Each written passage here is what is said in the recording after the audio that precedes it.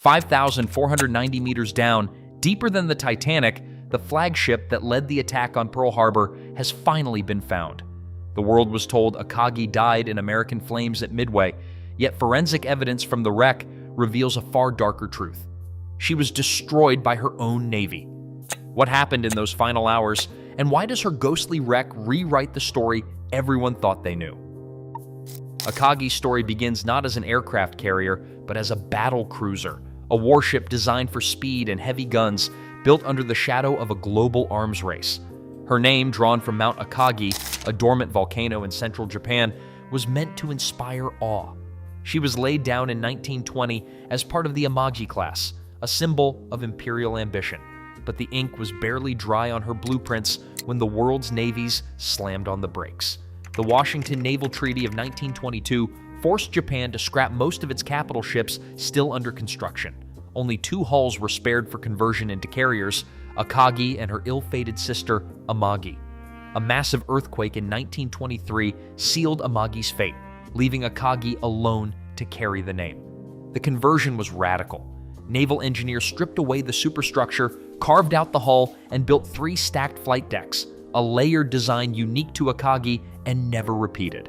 This layer cake approach was a gamble. It let her launch and recover planes at the same time, but it forced pilots to navigate a maze of ramps and lifts. Deep inside, she kept the thick armored belt and 6 8-inch guns of her battlecruiser origin. These guns, mounted low near the waterline, were supposed to defend against surface threats. In reality, they became dead weight, useless against enemy aircraft, but impossible to remove without weakening the hull. The treaty's strict tonnage limit shaped every decision. Japanese designers had to squeeze as much offensive power as possible into a single hull. Akagi's final dimensions stretched to 261 meters long, longer than 3 football fields, yet every ton had to be justified. The result was a ship that looked modern from above, but carried the bones of a different era beneath her steel skin. Her hybrid structure would later play a fateful role. The heavy armor helped her survive catastrophic damage for hours, but the weight and awkward internal layout made firefighting and damage control nearly impossible in crisis. Akagi entered service in 1927 as a strange hybrid, a battlecruiser reborn as an aircraft carrier, a warship that carried both the old and the new. Her origins as a treaty compromise and engineering experiment set the stage for everything that followed, from her unique silhouette to the way she met her end at the bottom of the Pacific. By the early 1930s, the rapid pace of aviation had left Akagi's original design behind. Larger, heavier planes were now the backbone of carrier warfare, and the triple-layered flight decks, once a symbol of innovation, had become a liability. In 1935, Akagi entered dry dock for a complete transformation. Engineers stripped away the tiered decks and replaced them with a single full-length flight deck that stretched nearly the entire length of the ship. This new deck, over 800 feet long, let Akagi launch and recover the latest carrier aircraft without compromise.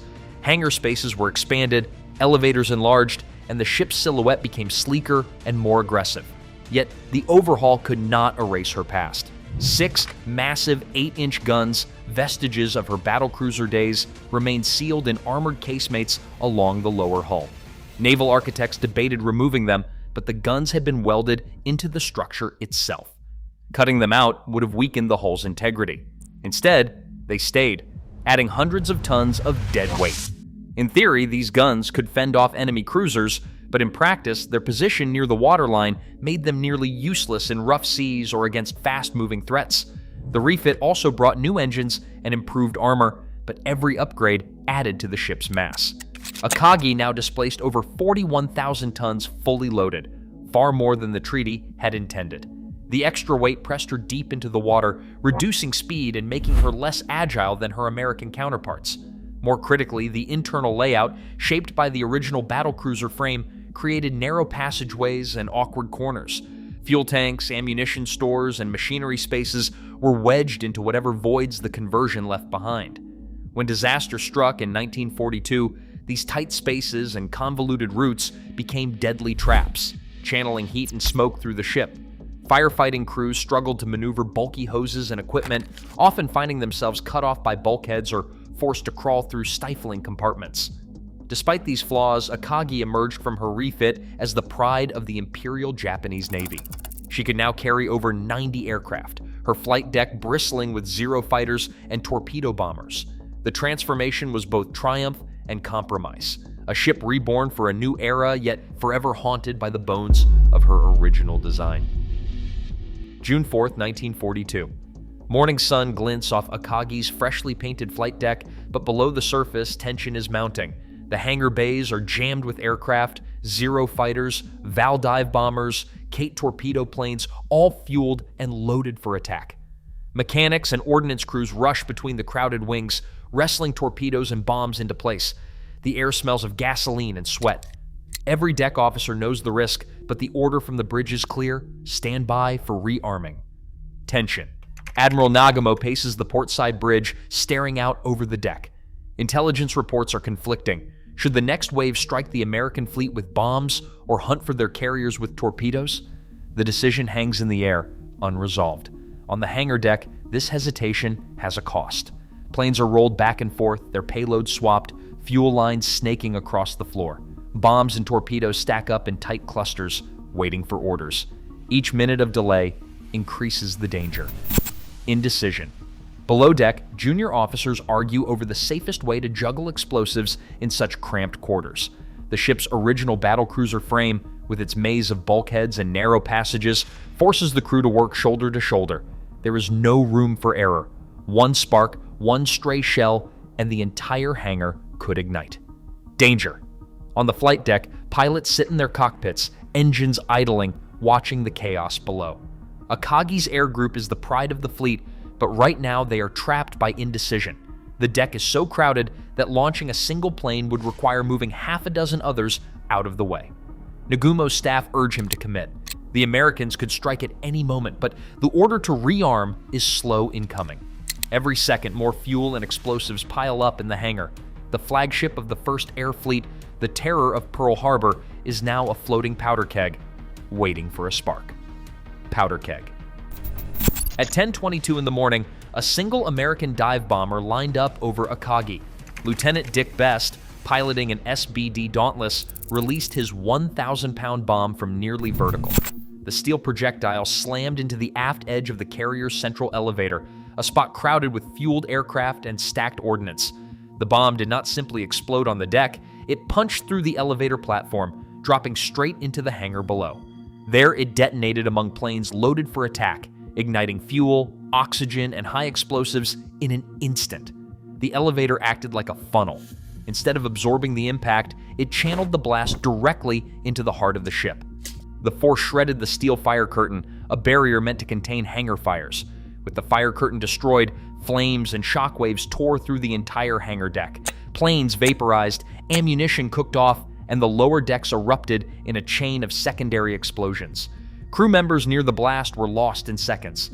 Those further away scrambled to escape the growing inferno, but the narrow passageways, remnants of Akagi's battlecruiser skeleton, quickly filled with smoke and heat. The geometry of the strike sealed Akagi's fate. A hit just meters forward or aft might have damaged the deck, but this bomb's path through the elevator, into the hangar, and past the fire curtain created a perfect storm. The blast paralyzed firefighting efforts and turned the hangar into a furnace. Within minutes, the flagship of the 1st Air Fleet was no longer a weapon of war, but a burning hulk, drifting helplessly as the battle raged around her. The fate of Akagi was decided not by the number of bombs, but by the precision and consequence of one. The elevator's location, a feature of her unique design, became the ship's undoing. The blast beneath Akagi's elevator did more than ignite a firestorm, it crippled the ship's most vital lifeline. Deep inside the hull, the main centrifugal water pump was knocked out in the first moments after the explosion. Without it, every hose and hydrant on the carrier's lower decks fell silent. Crew members scrambled through smoke-choked corridors, dragging heavy hoses that suddenly went limp. Fire parties, trained for years to fight blazes on steel decks, found themselves powerless as flames spread unchecked through the hangar and machinery spaces. The inferno was relentless, fueled by ruptured aviation tanks and scattered ordnance. Below decks, the heat twisted steel beams and buckled bulkheads. Yet for all the chaos inside, Akagi's hull, armored with 152 millimeters of battlecruiser steel, remained stubbornly afloat. Water poured in through blast holes and ruptured pipes, but the thick belt resisted collapse. Officers on the bridge, faces streaked with sweat and soot, watched the list grow steeper with every hour. Damage control teams tried to counterflood compartments, but the carrier's internal systems were a maze of jammed valves and blocked passageways. For 19 hours, Akagi refused to die. Smoke billowed from her shattered flight deck while the Pacific lapped quietly at her sides. Crewmen worked in darkness, some still searching for trapped comrades, others hauling wounded to the rails for evacuation. The ship's stubborn buoyancy became a cruel paradox. She was too damaged to fight, too gutted to save, yet her armored bones kept her above the waves long after hope had faded. This unnatural endurance raised questions that would echo for decades. How could a ship so thoroughly gutted by fire remain afloat for nearly a day? The answer, hidden in the interplay between her old battlecruiser armor and the catastrophic loss of internal systems, set the stage for a new kind of investigation, one that would require technology undreamed of in 1942. 5,490 meters. That's the number that haunted every search for Akagi. For decades, her final coordinates were no secret, but the technology to reach them simply did not exist. Early attempts, like the 2019 expedition by RV Petrol, ran up against the hard limits of their equipment. The ROVs on RV Petrol could only go so deep before pressure, darkness, and distance from the surface made control impossible.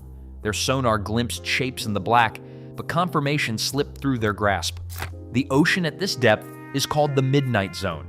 No sunlight, temperatures just above freezing, pressure that would crush a submarine like a soda can. Even the Titanic lies nearly a mile closer to the surface than Akagi. In September 2023, a new chapter began. The EV Nautilus, operated by the Ocean Exploration Trust, arrived at the site armed with the ROV Atalanta. This was not just another robot with a camera. Atalanta was purpose-built for the abyss, equipped with reinforced titanium housings, deep-rated thrusters, high-definition cameras, and a laser scaling system for precise measurement. Its sensors could map the seafloor in real time, while the pilot, sitting in a darkened control room on Nautilus, guided the descent with a joystick and a bank of screens. Every meter down, the signal lagged a little more, the margin for error shrank, and the risk of losing the vehicle grew. The descent itself took hours. Atalanta dropped through layer after layer of water, past the reach of sunlight, then past the point where even most deep-sea creatures can survive. The only sound was the faint hum of the vehicle's motors and the quiet radio chatter between the pilot and the expedition's chief scientist. At 18,011 feet, deeper than any previous Nautilus dive, the ROV's lights finally cut through the murk and caught the glint of something massive. As the cameras adjusted, the unmistakable lines of a warship came into view. The pilot called out the first details: hull length, shape, and most telling of all, the silhouette of the island structure on the port side. There was no doubt. This was Akagi. The technical leap was not just about reaching the wreck. Atalanta's suite of cameras captured hundreds of hours of footage, each frame mapped to a precise location by the onboard navigation system. The laser scaling tools allowed the team to measure features down to the centimeter, building a digital twin of the wreck in real time. The ROV's manipulators stayed idle. Protocols for war graves forbid disturbing the site, but its sensors recorded everything: hull plating, gun mounts, the battered flight deck, and the Imperial crest still faintly visible on the bow. For the first time in 81 years, Akagi's grave was no longer a mystery. The ROV's data confirmed her identity beyond question. The massive ship, lost to history and rumor, now existed in high definition, mapped and measured at a depth that once seemed unreachable. The search was over. The investigation could finally begin. The bow comes into focus first. There, picked out in the glare of the drone lights, is the Imperial chrysanthemum crest, still unmistakable after 80 years in the dark. The carved petals, once gilded and proud, now dulled by pressure and time, confirm without doubt that this is Akagi. No other Japanese carrier bore this exact emblem in this position. The presence of the crest, combined with the ship's length and the unique silhouette of her portside island, locks in the identification. Decades of debate about the wreck's location end here, with a single, silent symbol pressed against the silt. Moving along the battered hull, the drone's cameras record the scale of destruction. The flight deck is gone in great swaths, peeled back or missing entirely over the midsection. Where the central elevator once stood, a gaping void now opens straight down into the hangar deck. Internal beams twist upward, blackened and warped, marking the exact spot where the bomb struck. This is not the random wreckage of a ship lost to the sea. The blast pattern is surgical, an elevator shaft punched through, the hangar exposed to the abyss. The scars here match perfectly with eyewitness accounts and post-war diagrams. The bomb's path, the fire curtain failure, and the chain reaction that followed. The drone's look-down shots reveal the elevator breach as a jagged wound, its edges curled outward by the force of the detonation. Inside the hangar, what remains is a scene of utter devastation. The deck is littered with the skeletal remains of aircraft frames, their aluminum ribs and landing gear tangled in heaps. The walls are scorched, paint long since burned away, steel warped by heat that once reached thousands of degrees. In some corners, the outlines of ladders and catwalks are still visible, but most surfaces have collapsed inward. The evidence is clear. This was not a slow sinking, but a violent internal firestorm. The hangar's destruction radiates outward from the elevator breach, just as survivor testimony and battle reports described. On the upper decks, anti-aircraft guns remain fixed in position, barrels angled skyward. These guns, frozen in their last act of defiance, tell their own story. Crews manned them until the very end, firing at the attacking bombers even as the carrier burned beneath their feet. The drone's cameras linger on the gun shields, some pocked with shrapnel, others coated in a thin layer of silt.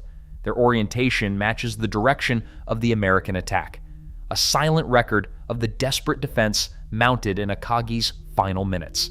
The hull itself, despite all this violence, remains mostly intact along the armored belt. The 152mm battlecruiser armor plating, a relic from Akagi's original design, resisted collapse even as the interior was gutted. Burn marks streak the midsection, a dark band running just above the waterline, but the steel below is unbroken. This contrast, total destruction inside and stubborn survival outside, explains why the carrier stayed afloat for so long and why her final moments became a puzzle for generations of naval historians. Every measurement collected by the drone, from the placement of the crest to the dimensions of the elevator scar, matches archival blueprints and battle damage reports. The drone's laser scaling system confirms the length of the hull at 261 meters, and the elevator breach exactly where post-war diagrams placed it. The evidence in the silence of the deep sea does not just confirm Akagi's identity. It preserves, in chilling detail, the story of her destruction. One bomb, one elevator, and a fire that left nothing but bones and shadows. Precision is the backbone of any forensic investigation, especially when the evidence lies 18,000 feet below the surface. The remotely operated vehicle, Atalanta's survey of Akagi, introduced a new era of underwater measurement, one where every scar, breach, and deformation could be captured not just as an image, but as a data point in three-dimensional space. The process began with laser scaling. Twin beams mounted on the vehicle's camera frame projected parallel lines exactly 10 centimeters apart onto the hull. As the vehicle hovered a few inches from the steel, these lasers provided an instant, reliable reference for size, turning each frame of video into a measuring tape. Every pass along the hull, every close-up of a torn edge or twisted plate was recorded with this scale in view. Photogrammetry came next. Thousands of overlapping still images from the vehicle's high-definition cameras were fed into specialized software which stitched them together into a seamless, three-dimensional model. This technique, refined in deep-sea archaeology over the last decade, allowed researchers to reconstruct Akagi's wreck with sub-centimeter accuracy. The resulting model preserved not just the ship's overall dimensions, her 261 meters in length and the full span of the armored belt, but also the smallest details: the precise width of a torpedo scar, the angle of a bent gun shield, the depth of a blast crater. The workflow was methodical. Each survey run was logged by time, depth, and orientation, and cross-referenced with the vehicle's navigation grid. When the team encountered hull damage, they paused to sweep the area from multiple angles, ensuring complete coverage. Laser dots danced across the steel, marking out the edges of perforations and the arc of deformed plating. In the control room, scientists annotated each frame, noting potential impact points and unusual features for later analysis. To validate the system, the team calibrated their model against known reference points: the diameter of a gun barrel, the spacing of portholes, the measured length from bow to stern. The numbers matched archival blueprints within a margin of error less than 2 centimeters. This gave confidence that the digital Akagi was not just a visual facsimile, but a forensic baseline, every measurement, every surface mapped and ready for comparison. This dataset was more than a technical achievement. It formed the bedrock for the next phase of the investigation, matching observed damage to historical weapons. The laser-scaled images and the photogrammetric model allowed ordnance experts to compare the size and shape of hull scars to the known signatures of Japanese Type 93 torpedoes. Analysts could trace the outlines of each breach, calculate its diameter, and assess the pattern of bent armor. While the vehicle's manipulators never touched the wreck, the digital tools brought the evidence up to the surface, ready for expert scrutiny. The meticulous measurement process ensured that any conclusions drawn about Akagi's fate would be grounded in hard data, not speculation. Every scar on the hull, every twist of steel was now quantified, providing an objective record that could be revisited, reanalyzed, and built upon as technology advances. In the silent dark of the midnight zone, the science was exacting, and the numbers told their own story. At 4:50 in the morning on June 5, 1942, a message crackled across the combined fleet's signal net. Admiral Isoroku Yamamoto, once Akagi's own captain and now commander-in-chief, issued the order himself. "It is with heartfelt regret that I must now order that she be sunk." The words carried the weight of a personal loss. For 19 hours, Akagi had refused to slip beneath the waves, her armored hull defying fire and flood. Now the fleet faced a choice no commander wanted: destroy their own flagship to keep her from enemy hands. The order set off a chain of actions that would haunt every officer present.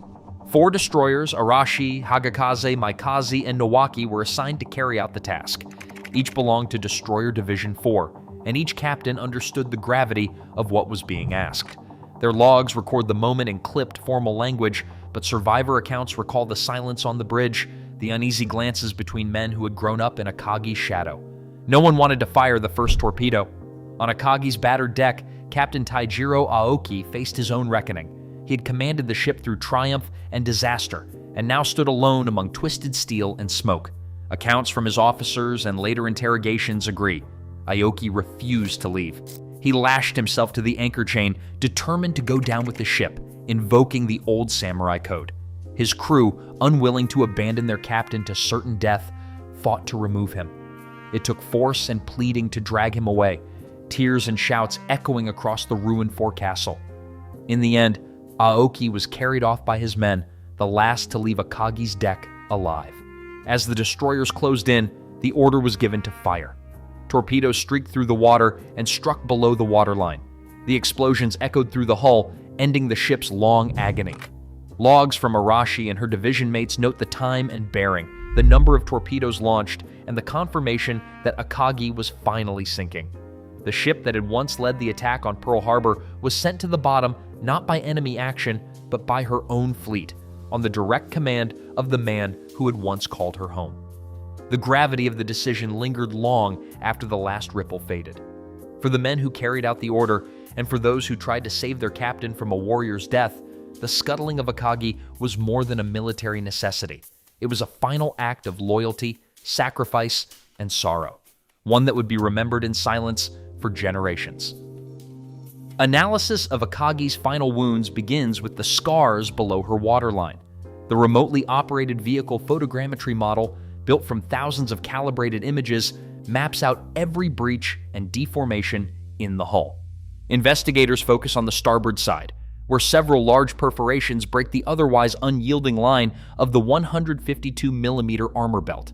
Each opening is measured with the vehicle's laser scaling system, providing dimensions accurate to within centimeters. The most prominent scars are not random tears. Their central holes range from 1.5 to 3.5 meters across, with sharply bent steel edges and radiating cracks extending outward for several meters. These are not the wide, ragged ruptures left by sinking or seafloor impact. Instead, they show the hallmarks of a high-energy underwater blast, localized and forceful, with plates bent inward and distinct radial fissures.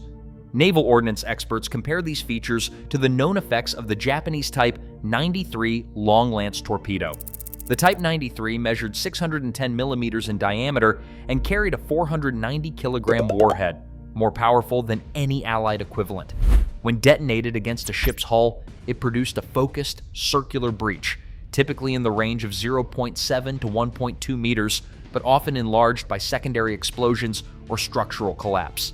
The Akagi's scars are consistent with this profile, especially when accounting for the compounded effects of multiple hits and subsequent flooding.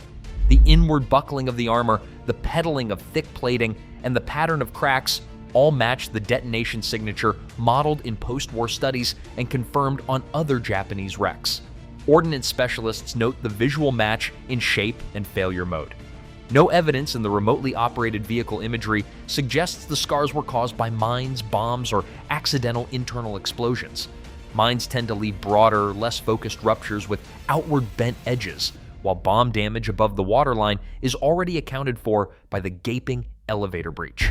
The placement of the underwater scars, clustered amidships and low on the starboard side, aligns with the reported firing positions of the destroyers Arashi, Hagakaze, Maikaze, and Nowaki during the scuttling operation. Japanese action reports and survivor testimony describe torpedoes launched from close range aimed to ensure rapid flooding and prevent the carrier's capture. While the exact diameter of each hull breach is difficult to measure after decades of corrosion and collapse, the forensic evidence is compelling. The scars are not only in the right place and of the right scale, but their structure and morphology fit the destructive power of the Type 93. Ordnance specialists reviewing the digital model agree the damage pattern is a textbook match. The hull's armored belt shows the kind of defeat only possible with a 610mm warhead detonating at close standoff. The remotely operated vehicle data, cross-referenced with wartime blueprints and destroyer logs, seals the forensic case.